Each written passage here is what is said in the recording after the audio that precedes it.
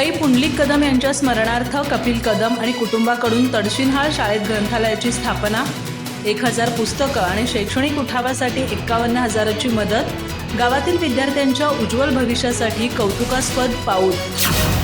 चंदगड तालुक्यातील तडशिनहाळ येथील कै पुंडलिक पांडुरंग कदम यांच्या स्मरणार्थ त्यांचे कुटुंबीय, विशेषतः त्यांचे पुत्र कपिल कदम यांनी विद्यामंदिर मराठी शाळेत एक सुसज्ज ग्रंथालय उभारले. या ग्रंथालयात 1000 पुस्तकं भेट देण्यात आली असून शाळेच्या शैक्षणिक उठावासाठी 51,000 रुपयांची आर्थिक मदतही देण्यात आली आहे.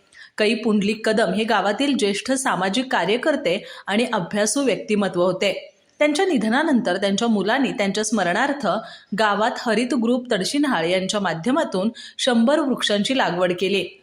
तसंच वाचनप्रेमी कदम काकांच्या आवडीनुसार शाळेत सुसज्ज ग्रंथालय उभारण्यात आलं, ज्यात मराठी, हिंदी, इंग्रजी, जनरल नॉलेज आणि सामाजिक विषयांवरील पुस्तकं समाविष्ट आहेत.